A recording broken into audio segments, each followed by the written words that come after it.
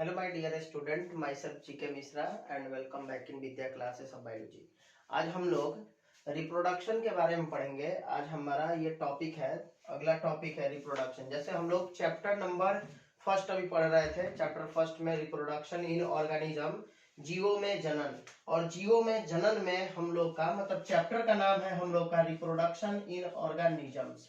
Reproduction in organisms यानी जीवों में जनन। ये हम लोग का चैप्टर का नाम है जीवों में जनन। आप लोग को अभी हिंदी और इंग्लिश दोनों ही लैंग्वेज में मिलेगा। और वीडियो को जब भी देखिए तो कॉपी और पेन लेकर जरूर बैठिए। डाउनलोड करके नहीं देखिए, वीडियो को ऐसे प्ले करके पूरा पहले एक बार देख लिया करिए, ताकि वीडियो भी प्ले अच्छा खासा हो जाए, ताकि हमें भी देख के लगे कि बच्चे अच्छे खासे वीडियो देख भी रहे हैं और मेरे अंदर एक पॉजिटिव एनर्जी आया और हम वीडियो को बना सकें। ठीक है, जैसे देखिए रिप्रोडक्शन इन ऑर्गेनिजम्स में, जीवों में जनन में हम लोग आज पढ़ रहे हैं। अपना पहला टॉपिक जो है ये हमारा आज का मेन टॉपिक है रिप्रोडक्शन के बारे में। और यहाँ जो रिप्रोडक्शन हम लोग पढ़ते हैं यानी जनन जो पढ़ते हैं, ये जनन जीवों के बारे में होता है। जैसे कि जितने भी प्रकार के, चाहे वो प्लांट्स है या फिर एनिमल्स है, उन सभी के रिप्रोडक्शन के बारे में हम लोग इस चैप्टर में पढ़ेंगे, इस टॉपिक में हम लोग पढ़ते हैं। अब इसमें जैसे कि रिप्रोडक्शन बोलने का मतलब होता है जनन। और जनन क्या होता है, तो आइए इसको डिफिनेशन एक बार लिखते हैं इसका। तो आप लोग आसान भाषा में ये बोल सकते हैं जनन क्या है, तो अपने समान संतान को उत्पन्न करने की प्रक्रिया जनन कहलाती है, बोल सकते हैं। यानी कि रिप्रोडक्शन, व्हाट इज रिप्रोडक्शन अगर पूछा जाए तो क्या बोलेंगे? The process of development, the process of production of new offspring, यानी कि नए संतान के उत्पत्ति करने की प्रक्रिया को क्या कहेंगे? जनन कहेंगे। ठीक है, अब आइए हम लोग इसका डिफिनेशन लिखते हैं। देखिए, it is a biological process, it is a biological process in which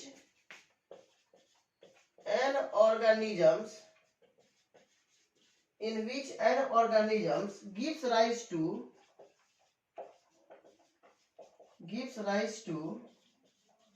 young ones similar to itself. Young ones similar to itself is called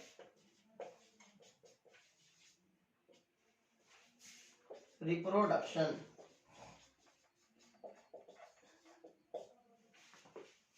is called reproduction. चलिए, अब यहाँ पे एक चीज हम लोग देख रहे हैं, जैसे कि रिप्रोडक्शन क्या है, जनन क्या है। आपसे अगर पूछा जाए जनन क्या है तो क्या बोलेंगे? It is a biological process in which an organisms gives rise to young ones similar to itself is called reproduction. इसका मतलब हुआ जैसे कि यह एक ऐसी जैविक प्रक्रिया है। बायोलॉजिकल प्रोसेस का मतलब होता है जैविक प्रक्रिया। हिंदी में लिखेंगे, यह एक ऐसी जैविक प्रक्रिया है जिसमें कोई भी जीव अपने समान संतान को उत्पन्न करता है, जनन कहलाता है। ठीक है, कैसे लिखेंगे? यह एक ऐसी जैविक प्रक्रिया है जिसमें कोई भी जीव अपने समान संतान को उत्पन्न करता है, जनन कहलाता है। अब उसके बाद हम लोग को एक पॉइंट आता है यहाँ पे, जनन क्यों जरूरी है, जीवों के लिए जनन क्यों आवश्यक है। तो चलिए एक क्वेश्चन हम लोग लिखते हैं, why reproduction are essential for organisms. Why reproduction are essential for organisms? इसका मतलब हुआ, हिंदी लिखेंगे इसका, जीवों में जनन क्यों आवश्यक होता है। इसेंशियल का मतलब हुआ है जरूरी या फिर आवश्यक होता है। ठीक है, जीवों के लिए जनन क्यों आवश्यक है। ठीक है, चलिए इसका आंसर क्या होगा जरा आप सोचकर बताइए। जीवों के लिए जनन क्यों आवश्यक है, अगर आपसे पूछा जाए तो क्या बताएंगे? जैसे कि आप मान लीजिए जानते हैं, अगर कोई भी एक जीव इस पृथ्वी पर जनन करना बंद कर दे तो पृथ्वी पे क्या होगा, उस जीव की एक ऐसा समय आएगा कि वो जीव की जो प्रजाति है वो नष्ट होते जाएगी दिन प्रतिदिन। इस पृथ्वी पे जो भी जीव है अगर वो जनन करना बंद कर दे तो उनके बीच वृद्धि होना भी बंद हो जाएगा, वो विकसित नहीं हो पाएंगे, उनकी प्रजातियां विकसित नहीं होगी और एक समय ऐसा आएगा कि ये सभी के सभी क्या हो जाएंगे, नष्ट हो जाएंगे। ठीक है, तो अगर आपसे पूछा जाए कि जीवों के लिए जनन क्यों आवश्यक है तो आप बोल सकते हैं जीवों के लिए जनन इसलिए आवश्यक होता है क्योंकि जनन एक ऐसी प्रक्रिया है जो जीवों के प्रजातियों को पीढ़ी दर पीढ़ी बनाए रखती है, यानी कि reproduction enables the continuity of species generation after generation. जीवों के प्रजातियों को पीढ़ी दर पीढ़ी बनाए रखने के लिए जनन आवश्यक होता है। ठीक है, तो चलिए अब इसका डिफिनेशन लिखेंगे, यानी इसका आंसर लिखेंगे जीवों के लिए जनन क्यों आवश्यक है, तो लिखेंगे बिकॉज इन सॉरी एक मिनट इसको ऐसे लिखिए, बिकॉज इजी लैंग्वेज होगा ऐसे, because reproduction enables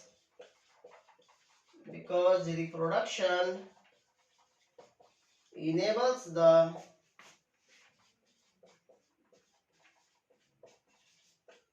continuity of species generation after generation, because reproduction enables the continuity of species generation after generation। क्योंकि हिंदी लिखिए इसका, क्योंकि जनन जीवों के प्रजातियों को पीढ़ी दर पीढ़ी बनाए रखता है, इसीलिए जीवों के लिए जनन आवश्यक होता है। ठीक है, वीडियो को पॉज करके हिंदी लिखते रहेंगे। चलिए अब उसके बाद अगला हमारा टॉपिक है जनन के टाइप के बारे में। ठीक है, तो हेडिंग देंगे टाइप्स ऑफ रिप्रोडक्शन,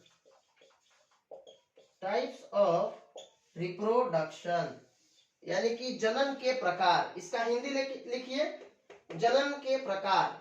जनन के क्या प्रकार होते हैं जी, जनन का कौन कौन सा प्रकार होता है, तो इसमें अब देखिए जैसे कि रिप्रोडक्शन जो होता है, लिखते चलेंगे, एरो देकर लिखिए, एरो दे देकर इसलिए लिखवा रहे हैं ताकि आपके ऑब्जेक्टिव क्वेश्चन भी इससे सॉल्व हो सके, और सब्जेक्टिव में जैसे मान लीजिए अगर रिप्रोडक्शन आता है तो उसके बारे में आप लिख सकें लैंग्वेज। ठीक है, अगर टाइप ऑफ रिप्रोडक्शन पूछा जाए तो उसके बारे में आप लिख सकें, इसीलिए ऐसे हम लिखवा रहे हैं। और एक एक लाइन में अलग अलग रहता है तो इजिली याद हो जाता है, इसलिए लाइन वाइज लाइन इसको पढ़ेंगे, कहानी की तरह नहीं लिखेंगे। ठीक है, टाइप्स ऑफ रिप्रोडक्शन हिंदी लिखेंगे जनन के प्रकार, यानी कि there are two types of reproduction. जनन के दो प्रकार होते हैं, या फिर लिख लीजिएगा जनन दो प्रकार के होते हैं। ठीक है, जनन दो प्रकार के होते हैं। पहला कौन कौन, असेक्सुअल रिप्रोडक्शन, पहला लिख लेंगे असेक्सुअल रिप्रोडक्शन। असेक्सुअल रिप्रोडक्शन का हिंदी लिख लीजिएगा अलैंगिक जनन, और दूसरा लिख लेंगे सेक्सुअल रिप्रोडक्शन, और सेक्सुअल रिप्रोडक्शन का हिंदी लिख लेंगे लैंगिक जनन। तो हम लोगों ने क्या देखा, जनन दो प्रकार के होते हैं। कौन कौन से जनन होते हैं, एक लैंगिक जनन और दूसरा अलैंगिक जनन। अब लैंगिक जनन किसको बोलिएगा, यानी सेक्सुअल रिप्रोडक्शन और असेक्सुअल। तो सेक्सुअल रिप्रोडक्शन क्या होता है, तो जब किसी भी संतान की उत्पत्ति दो विपरीत जनक के मिलने से होती है, यानी कि जब कोई भी ऑफस्प्रिंग बनता है, जब कोई भी संतान बनता है, संतान का जब निर्माण होता है तो उसमें मेल और फीमेल यानी नर और मादा दो विपरीत जनक होते हैं, इन्वॉल्व रहते हैं, यानी कि दो डिफरेंट पेरेंट उसमें शामिल रहेंगे, तब संतान की अगर उत्पत्ति हो रही है तब उसे लैंगिक जनक कहा जाएगा। लेकिन जब संतान की उत्पत्ति एकल जनक के द्वारा होती है, यानी कि जब ऑफस्प्रिंग का निर्माण, संतान का निर्माण सिंगल पेरेंट के द्वारा होता है, तब उसे हम क्या बोलेंगे, असेक्सुअल रिप्रोडक्शन यानी अलैंगिक जनन बोलेंगे। तो जनन दो प्रकार के होते हैं, लैंगिक जनन और अलैंगिक जनन। चलिए, तो अब हम लोग इसमें से पहले अलैंगिक जनन के बारे में इसके डिफिनेशन को लिखेंगे। तो चलिए अब हम लोग जैसे कि अब देखेंगे जीवों में जनन चैप्टर जो हम लोग पढ़ रहे हैं, यानी कि रिप्रोडक्शन टॉपिक आज जो देखा जा रहा है। अब इस रिप्रोडक्शन टॉपिक में हम लोग को पढ़ना है असेक्सुअल रिप्रोडक्शन के बारे में, यानी कि रिप्रोडक्शन का सबसे पहला टॉपिक। तो रिप्रोडक्शन का सबसे पहला टॉपिक है हमारा जैसे असेक्सुअल रिप्रोडक्शन। असेक्सुअल रिप्रोडक्शन, ध्यान से सुनेंगे, सारी चीजें क्लास में ही याद हो जाएगी, आपको अलग से पढ़ने की आवश्यकता नहीं है, बस ध्यान से सिर्फ बोर्ड पे देखते चलिए। और साथ ही साथ हिंदी इंग्लिश दोनों लिखना है। जो भी हिंदी मीडियम के स्टूडेंट है वो भी इंग्लिश लिखेंगे और हिंदी भी लिखेंगे। जो इंग्लिश मीडियम के हैं वो सिर्फ इंग्लिश लिख सकते हैं, लेकिन जो हिंदी मीडियम के हैं वो सिर्फ हिंदी नहीं लिखेंगे, क्योंकि बायोलॉजी जो है सिर्फ हिंदी से पढ़ने से काम नहीं चलेगा बाबू, कुछ नहीं कर सकते हैं आप उसके बाद। हिंदी से पढ़ के सिर्फ बोर्ड पास करिएगा, बोर्ड पास करके घर पे जाके बैठ जाइएगा, एगो स्लिप आपके पास में रहेगा और कुछ नहीं हो सकता है। डॉक्यूमेंट्स रहेगा कि हाँ हमने 12 पास कर लिया है और बायोलॉजी में 95% मार्क्स मैंने लाया था, और वो मार्क्स नोट में नीचे लिख लीजिएगा, किसी काम का नहीं है, ठीक है। तो इसलिए आपको इंग्लिश भी पढ़ना होगा, इंग्लिश साथ ही साथ लिखना होगा, और रीडिंग दोनों की डालनी है। ज्यादा आप भले हिंदी पढ़िए लेकिन इंग्लिश जरूर एक बार पढ़िए, धीरे धीरे एक ऐसा समय आएगा कि आपका इंग्लिश सब सही हो जाएगा, ठीक है। अब चलिए असेक्सुअल रिप्रोडक्शन यानी कि अलैंगिक जनन के बारे में हम लोग अब देख रहे हैं। ये हुआ हमारा अलैंगिक जनन। अब ये अलैंगिक जनन क्या होता है, तो पहले हम लोग इसके डिफिनेशन को देखते हैं, बाद में यानी पहले परिभाषा लिखेंगे, बाद में इसके हम लोग मेथड्स को देखेंगे, विधियों को देखेंगे। पहले आप लिखेंगे असेक्सुअल रिप्रोडक्शन क्या है। तो आप जानते हैं कि जब संतान की उत्पत्ति सिंगल पेरेंट के द्वारा होता है, यानी कि व्हेन, लिखिए अब डिफिनेशन इसका, when of springs, of spring का मतलब होता है संतान, इसका हिंदी लिख लीजिएगा संतान। When offsprings are produced by single parent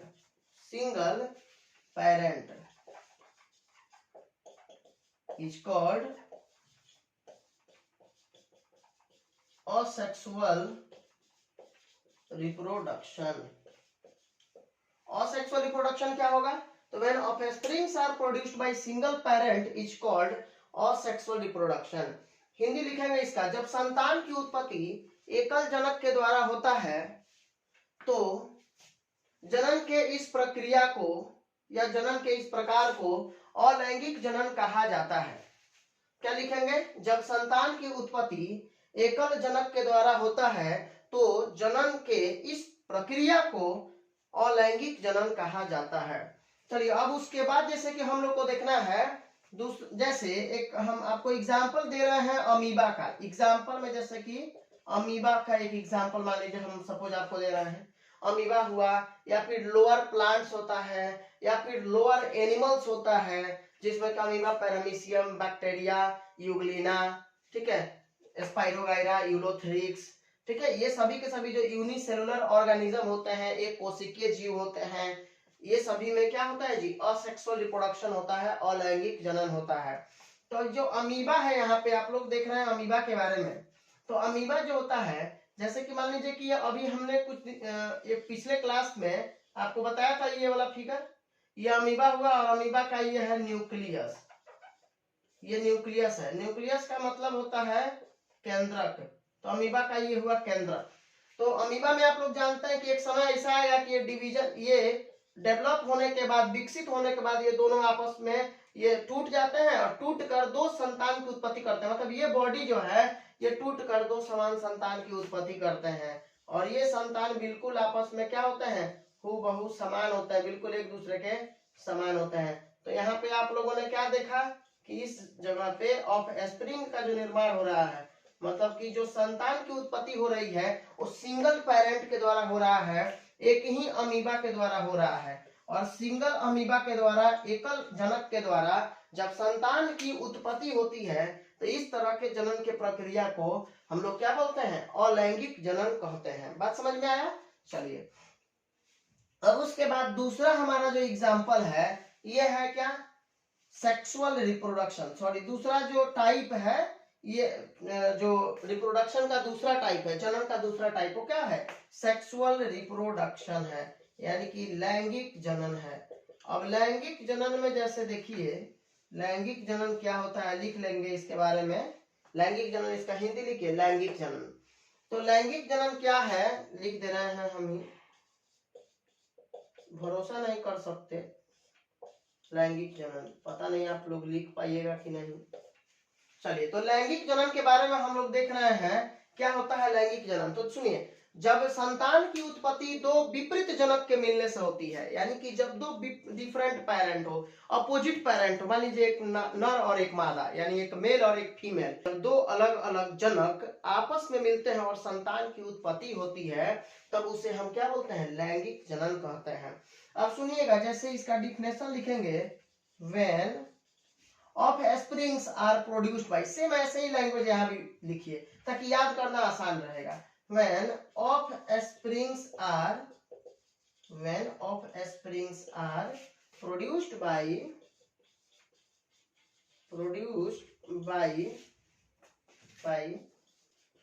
two different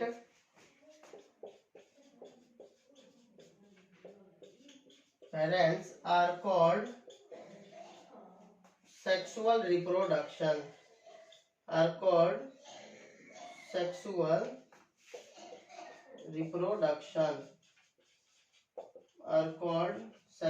reproduction। चलिए, तो अभी हम लोग क्या देख रहे हैं यहाँ पे, लैंगिक जनन के बारे में। अब ये सेक्सुअल रिप्रोडक्शन क्या होता है, तो जब संतान की उत्पत्ति दो विपरीत जनक के मिलने से होती है, तो इस तरह के जनन के प्रक्रिया को लैंगिक जनन कहा जाता है। हिंदी इसका लिख लेंगे। चलिए, अब यहाँ हम लोग समझ रहे हैं, जैसे मान लीजिए कि दो विपरीत जनक है, एक नर और एक मादा, यानी कि एग्जाम्पल में इसमें क्या हो जाएगा, तो हायर एनिमल जितने भी हैं ये सभी के सभी क्या करते हैं, सेक्सुअल रिप्रोडक्शन करते हैं। हायर प्लांट्स हुआ, ये सभी के सभी क्या करते हैं, सेक्सुअल रिप्रोडक्शन करते हैं।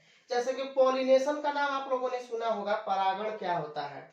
तो पॉलिनेशन जो होता है, परागण, ये भी दो डिफरेंट प्लांट से पॉलिनेशन होता है। दो डिफरेंट प्लांट होते हैं, या फिर एक ही प्लांट के दो अलग अलग पार्ट होते हैं, रिप्रोडक्टिव पार्ट होते हैं। एक मेल होता है और दूसरा फीमेल होता है, एक नर और एक दूसरा मादा होता है। उसी तरह ह्यूमन में हो सकता है, ह्यूमन में होता है, एनिमल्स में होता है। ठीक है, तो जैसे कि इसमें क्या हो जाएंगे, मेल एंड फीमेल, दो अलग अलग पेरेंट यही होंगे। मेल मतलब हो गया क्या, नर, और फीमेल मतलब हो गया क्या, मादा, यानी दो विपरीत जनक होते हैं इसमें, नर और मादा, और इन दोनों के मिलने से संतान की उत्पत्ति होती है।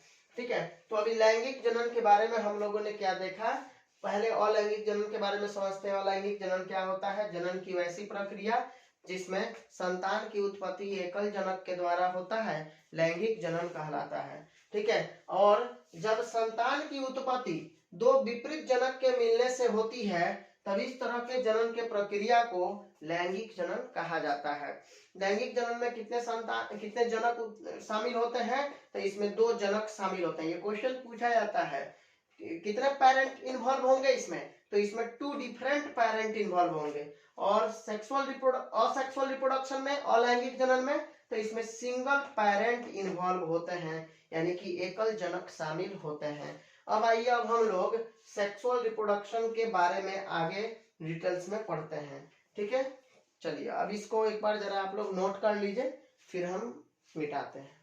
अब यहाँ पढ़ेंगे, अगला टॉपिक है हमारा, सेक्सुअल रिप्रोडक्शन में दो विपरीत जनक शामिल होते हैं, यानी कि टू डिफरेंट पेरेंट इन्वॉल्व होते हैं, एक नर और दूसरा मादा।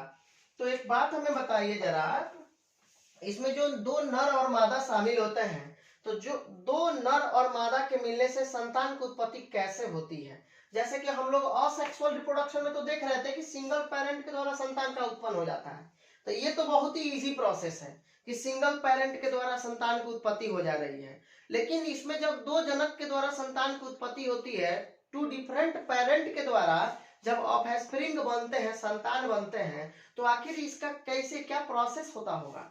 तो देखिए, जैसे कि हम लोग सेक्सुअल रिप्रोडक्शन में अभी देख रहे हैं, तो टॉपिक हमारा जो होगा ये सेक्सुअल रिप्रोडक्शन का ही होगा। तो हम सेक्सुअल रिप्रोडक्शन इसमें लिख देंगे, लैंगिक जनन, इसका हिंदी लिख लीजिएगा, क्या होता है, लैंगिक जनन। अब इसमें देखिए टू डिफरेंट पेरेंट शामिल होते हैं, एक मेल और दूसरा फीमेल। मेल का मतलब होता है नर और फीमेल का मतलब होता है मादा। ये 2 प्रकार के जनक इसमें शामिल होते हैं। अब जैसे कि आप लोग देख रहे हैं, नर और मादा दोनों के मिलने से संतान की उत्पत्ति होती है।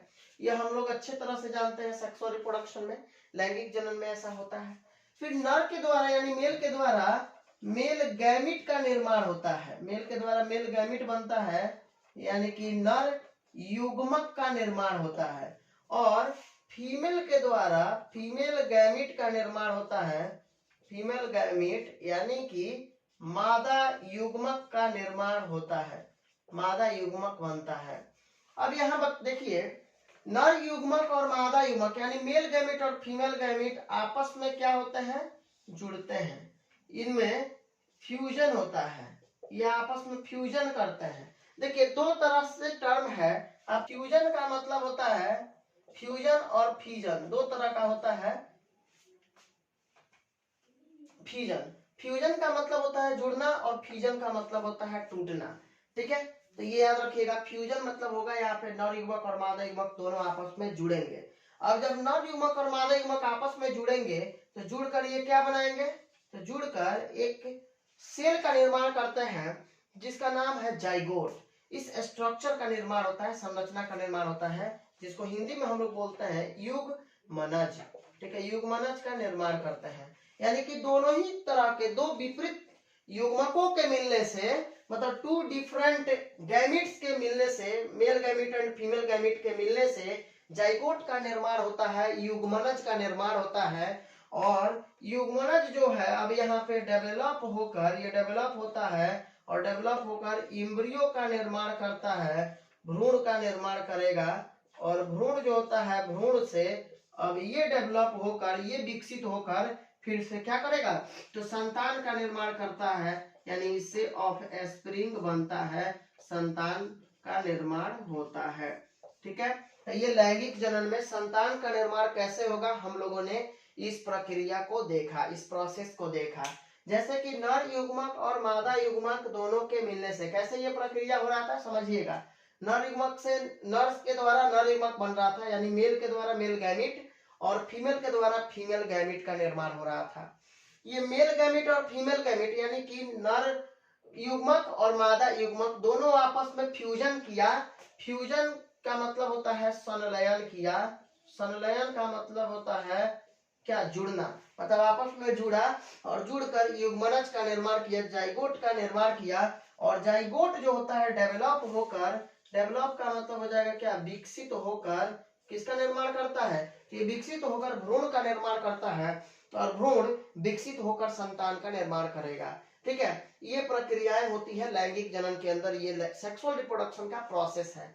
अब जरा कुछ इसमें की पॉइंट हमको याद रखना है जिससे क्वेश्चन आता है। ये आप लोग जानते हैं, मेल जो होता है और फीमेल, ये पेरेंटल बॉडी हुआ, ये जनक का शरीर है। तो जनक का शरीर यहाँ पे, इसमें क्रोमोजोम का नंबर जो होता है, क्रोमोजोम, क्रोमोजोम को हिंदी में हम लोग बोलते हैं गुणसूत्र।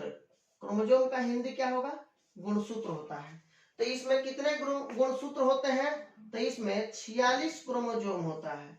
46 क्रोमोजोम होता है किसमें, ये नर और मादा में, मेल और फीमेल में क्रोमोजोम का नंबर 46 होता है।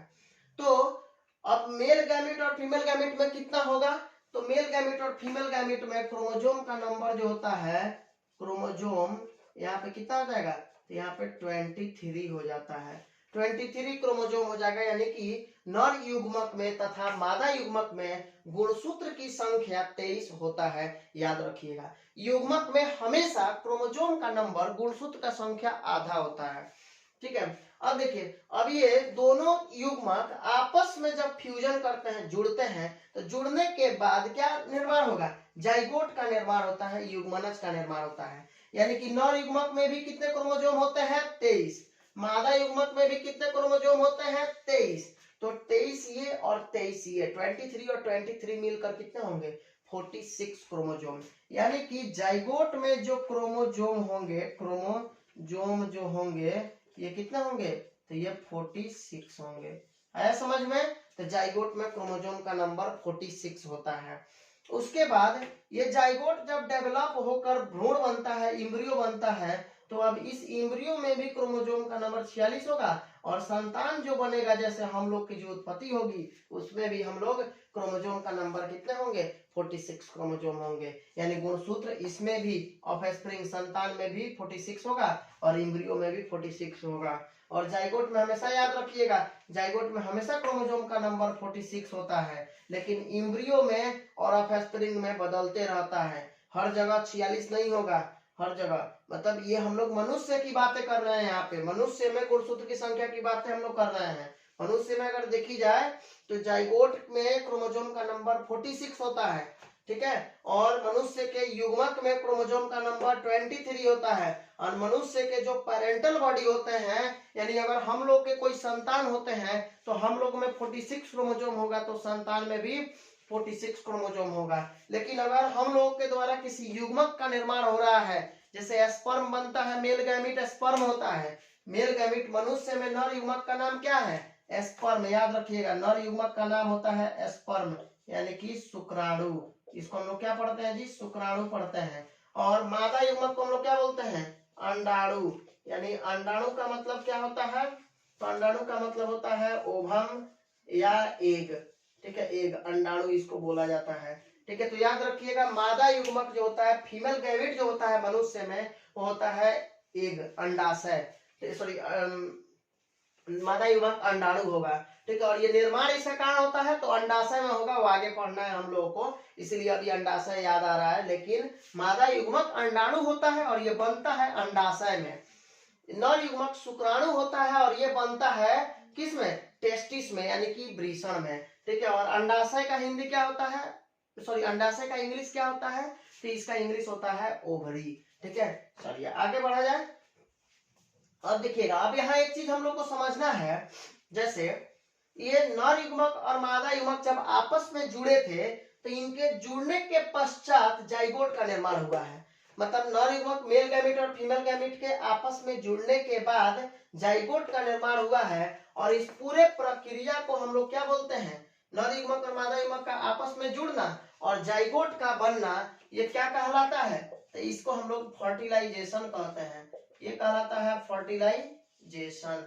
और फर्टिलाइजेशन का मतलब क्या होता है, तो निषेचन, निषेचन होता है। तो निषेचन आप किसको बोलिएगा, तो नर युग्मक और मादा युग्मक का आपस में मिलना और युग्मनज का निर्माण करना क्या कहलाएगा, निषेचन कहलाएगा। स्टैंडर्ड भाषा में कैसे बोलेंगे, नर युग्मक और मादा युग्मक के आपस में संलयन के पश्चात युग्मनज के बनने की प्रक्रिया को निषेचन कहा जाता है। आया समझ में। अब अगर इंग्लिश की बात किया जाएगा तो क्या बोलेंगे, मेल गैमीट और फीमेल गैमीट के आपस में फ्यूजन के पश्चात जिस बॉडी का निर्माण होता है, जिस स्ट्रक्चर का निर्माण होता है, उसे हम जाइगोट कहते हैं। यानी हम इसे क्या बोल सकते हैं, the process of fusion of male and female gamete and resultant to formation of zygote is called fertilization। ये फर्टिलाइजेशन लिखकर एरो देकर ऐसे लिख लीजिएगा, ठीक है। नीचे में आप लोग फर्टिलाइजेशन लिखकर, ये निषेचन लिखकर, और हमने अभी डिफिनेशन बोला, वीडियो को पॉज करके लिख लीजिएगा। चलिए अब उसके बाद हम लोग देख रहे हैं अगला एक पॉइंट है, जैसे कि मान लीजिए ये आप लोग यहाँ पे देख रहे थे नर युग्मक और मादा युग्मक का आपस में जुड़ना। देखिए नर युग्मक और मादा युग्मक का आपस में जुड़ना ये कहलाता है क्या, सीनगैमी, सीनगैमी। याद रखिएगा, सीनगैमी का मतलब होगा क्या, संलयन, यानी कि जुड़ना बोलते हैं इसको। सीनगैमी का मतलब होता है एक टर्म में दूसरे टर्म में बोला जाता है, इसको फ्यूजन कहते हैं, यानी संलयन। तो संलयन क्या होता है, तो नर युग्मक और मादा युग्मक का आपस में जुड़ना संलयन कहलाता है। और नर युग्मक तथा मादा युग्मक के आपस में संलयन के पश्चात युग्मनज का बनना, तो ये निषेचन कहलाता है। हो जाएगा। चलिए अब यहाँ पे हम लोगों का सेक्सुअल रिप्रोडक्शन के बारे में हमने आपको पूरा टर्म समझा रखा है।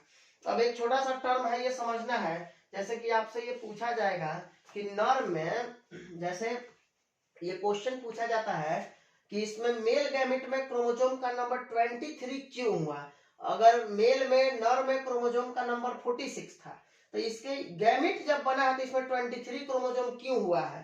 तो इसमें याद रखेंगे कि यहाँ पे एक प्रोसेस होता है, एक प्रक्रिया के द्वारा इसका निर्माण होता है, यानी नर के द्वारा जो नर युग्मक का निर्माण होता है, मेल के द्वारा जो मेल गैमेट का फॉर्मेशन होता है वो एक प्रोसेस के द्वारा, एक प्रक्रिया के द्वारा होता है, और उस प्रक्रिया का नाम होता है क्या, तो इसको हम लोग बोलते हैं मियोसिस।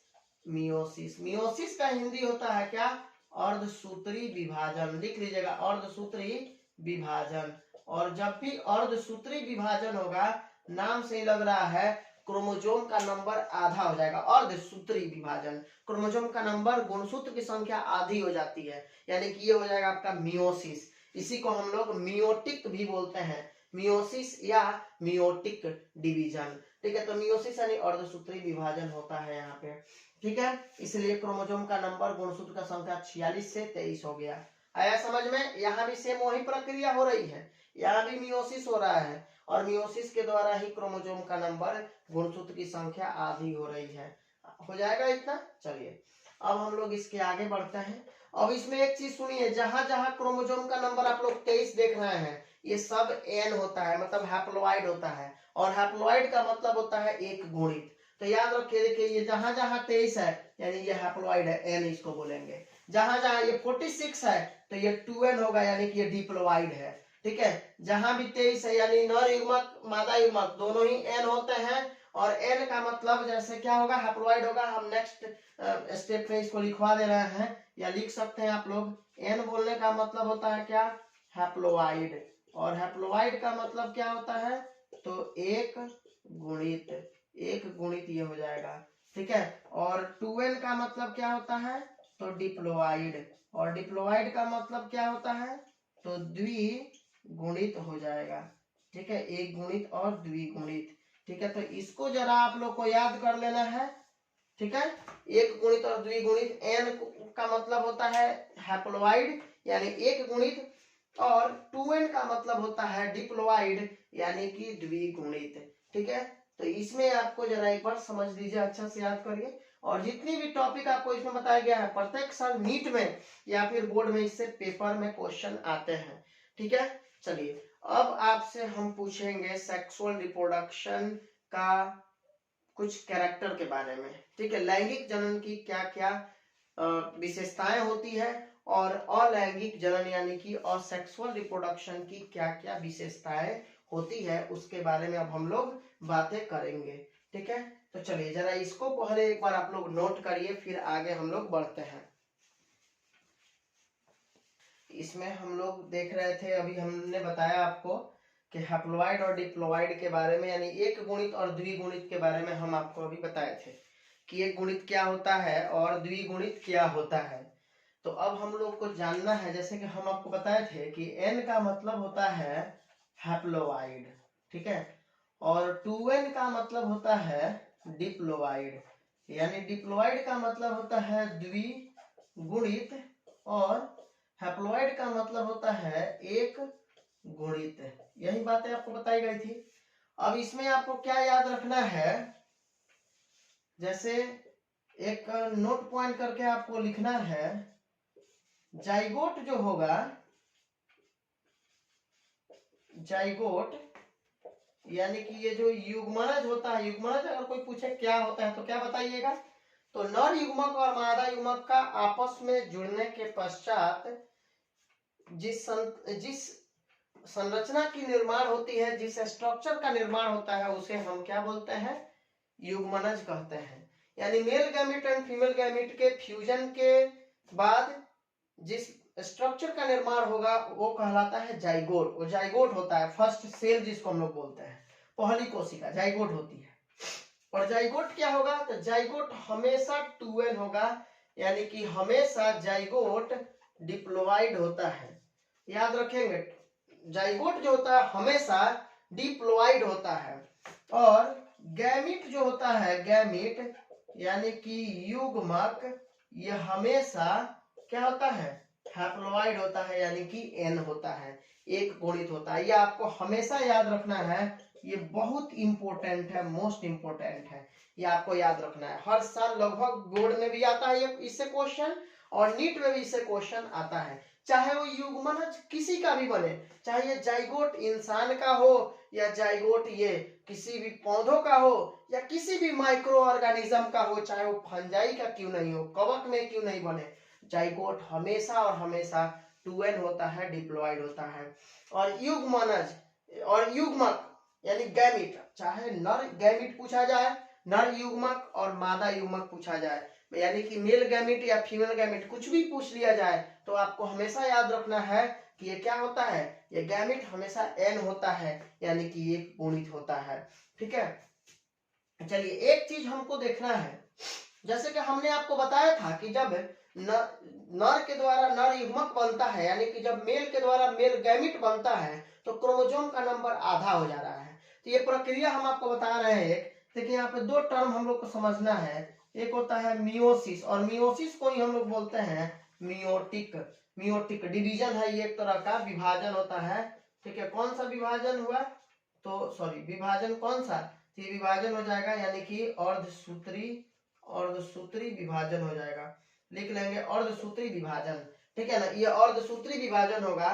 तो अर्धसूत्री विभाजन क्या होता है, तो इसके बारे में जरा सुनिएगा, समझिए जरा ध्यान से। नाम से ही लग रहा है जैसे क्या दिया हुआ, अर्धसूत्री के बारे में। अर्धसूत्री, अर्ध मतलब हुआ आधा। ठीक है, यानी कि जैसे मान लीजिए किसी में क्रोमोसोम का नंबर अगर 46 है और उसमें अगर आप मियोसिस करा देते हैं, यानी अर्धसूत्री विभाजन करवा देते हैं, तो क्रोमोसोम कितना हो जाएगा, तो ये क्रोमोसोम 23 हो जाएगा, यानी 23 क्रोमोसोम हो जाएगा, क्रोमोसोम हो जाएगा। यानी कि गुणसूत्र की संख्या अगर किसी भी जीवों में, मान लीजिए गुणसूत्र का संख्या किसी भी जीवों में अगर 46 हो और उसमें अगर मियोसिस करवा देते हैं, तो अब गुणसूत्र का संख्या कितना हो जाएगा, 23 हो जाएगा, 23। अगर मान लीजिए कि किसी में, अब दूसरा टर्म हम लोग को देखना है माइटोसिस के बारे में। माइटोसिस का मतलब होता है, माइटोसिस को ही हम लोग बोलते हैं माइटोटिक, और माइटोटिक का हिंदी होता है समसूत्री विभाजन। नाम से ही लग रहा है समसूत्री विभाजन। ठीक है, तो कुछ तो आप समझ रहे होंगे इससे भी। सम का मतलब होता है समान, यानी कि कोई भी बदलाव इसमें नहीं होगा, इसके गुणसूत्र की संख्या में कोई भी बदलाव नहीं होगा। जब भी मियोसिस, मतलब जब भी मियोसिस होगा क्रोमोसोम का नंबर आधा हो जाएगा, जब भी माइटोसिस होगा क्रोमोसोम का नंबर में कोई भी चेंजिंग नहीं आएगा। अब कैसे नहीं आएगा, तो जैसे मान लीजिए कि किसी में क्रोमोसोम का नंबर, अब सुनिएगा, जैसे मान लीजिए किसी में क्रोमोसोम का नंबर 46 है और उसमें अगर आप माइटोसिस करवा दिए, माइटोसिस विभाजन हो रहा है, यानी कि समसूत्री विभाजन हो रहा है, तो 46 क्रोमोसोम के बाद इधर भी दूसरे साइड भी 46 क्रोमोसोम ही हो जाएगा, यानी कि गुणसूत्र की संख्या इधर भी 46 ही होगी, कोई भी बदलाव नहीं आएगा। इधर आप लोगों ने क्या देखा, 46 क्रोमोसोम था किसी भी जीव में, इसमें जब माइटोसिस करवाए, समसूत्री विभाजन करवाए, तो क्रोमोसोम का नंबर अब भी 46 रहा। विभाजन हो जाएगा, उसमें डिवीजन हो जाएगा। किसी भी बॉडी में अगर मान लीजिए कि हम लोग डिवीजन करवा रहे हैं तो डिवीजन हो जाएगा, लेकिन बदलाव माइटोसिस में नहीं होगा, क्रोमोसोम के नंबर में किसी भी तरह का चेंजिंग नहीं होगा। लेकिन मियोसिस में क्रोमोसोम के नंबर में चेंजिंग होता है, इसमें क्रोमोसोम कितना हो जाएगा, आधा हो जाएगा। ठीक है, हो जाएगा, इतना समझ में आया। चलिए तो अब हम लोग इसके आगे अब बढ़ते हैं। जैसे कि हम लोगों ने यहाँ पे मियोसिस माइटोसिस के बारे में देख लिया। अगर आपसे कभी भी पूछा जाएगा गैमीट जो होता है नर युग्मक और या मादा युग्मक, ये लगभग साल पेपर में पूछे जाने वाले क्वेश्चन है, इससे क्वेश्चन पूछा जाता है। अगर आपसे पूछा जाए नर युग्मक पूछ दिया या फिर मादा युग्मक, यानी मेल गैमिट या फीमेल गैमिट, हमेशा हैप्लॉइड होते हैं, इससे कई बार क्वेश्चन आया हुआ है नीट के अंदर। जाइगोट हमेशा डिप्लॉइड होते हैं, ये टर्म हम आपको यहाँ पे लिखवाए हैं, आपको ये पूरे के पूरे टर्म को याद कर लेना है। ठीक है, हो जाएगा इतना। चलिए तो कल का हम लोग का जो नेक्स्ट क्लास है, नेक्स्ट क्लास में हम लोग को क्या पढ़ना है, difference between sexual reproduction and asexual reproduction, यानी लैंगिक जनन और अलैंगिक जनन में क्या अंतर होता है। तो एक साइड में हम लोग लैंगिक जनन को लिखेंगे और एक साइड में हम लोग अलैंगिक जनन को लिखेंगे। यानी कि अब क्वेश्चन अगर आपसे पूछता है कैरेक्टर ऑफ सेक्सुअल रिप्रोडक्शन, यानी कि लैंगिक जनन का क्या क्या लक्षण है, तो जब एक साइड में हम लैंगिक जनन का लक्षण लिखवा देंगे और एक साइड में असेक्सुअल रिप्रोडक्शन यानी कि अलैंगिक जनन का लक्षण जब लिखवा देंगे तो वहीं इन दोनों के बीच का क्या हो जाएगा, डिफरेंस हो जाएगा, यानी कि अंतर हो जाएगा। आया समझ में? तो जब भी अंतर पूछता है तो आप उसको दो अलग अलग भागों में बांट के लिखिए, एक तरफ में सेक्सुअल और एक तरफ में असेक्सुअल, यानी लैंगिक और अलैंगिक। लेकिन जब भी अगर लक्षण पूछेगा तो दोनों को अलग अलग निकाल के लिखिए, ठीक है। तो यानी कि हम लोग एक टॉपिक पढ़ेंगे, एक ही टर्म एक तरीके से पढ़ेंगे, पर क्वेश्चन उसको दो तरीके से आता है। डिफिनेशन पूछेगा तो अलग अलग बताएंगे, प्रॉपर्टीज पूछेगा लक्षण गुण तो अलग अलग लिखेंगे, अंतर पूछेगा तो एक साथ हम लोग बीच का लाइन खींचेंगे और दोनों अलग अलग करके लिख दिया जाएगा। हो जाएगा इसमें। चलिए तो हम लोग मिलते हैं फिर नेक्स्ट क्लास में। और यहाँ तक का वीडियो आप लोगों ने अगर देख रहे हैं तो जितने भी लोग वीडियो देख रहे हैं प्लीज लाइक जरूर करिए, ठीक है, और चैनल को सब्सक्राइब करिए और इसे शेयर जरूर करिए। ग्रुप अपने पास जो भी ग्रुप है उसमें शेयर करिए ताकि अधिक से अधिक बच्चे इसे देख सकें, ठीक है। चलिए बाकी जो भी है हम लोग ऐसे ही आगे की ओर पढ़ते चलेंगे। जो भी स्टूडेंट अगर एडमिशन लेना चाहते हैं तो आपको एप्लीकेशन के माध्यम से पढ़ाया जाएगा, जिसमें एप्लीकेशन का जो नाम है हमारा विद्या क्लासेस ऑफ बायोलॉजी है। विद्या क्लासेस ऑफ बायोलॉजी अपने चैनल के नाम से ही बना हुआ है, ये भी विद्या क्लासेस ऑफ बायोलॉजी है।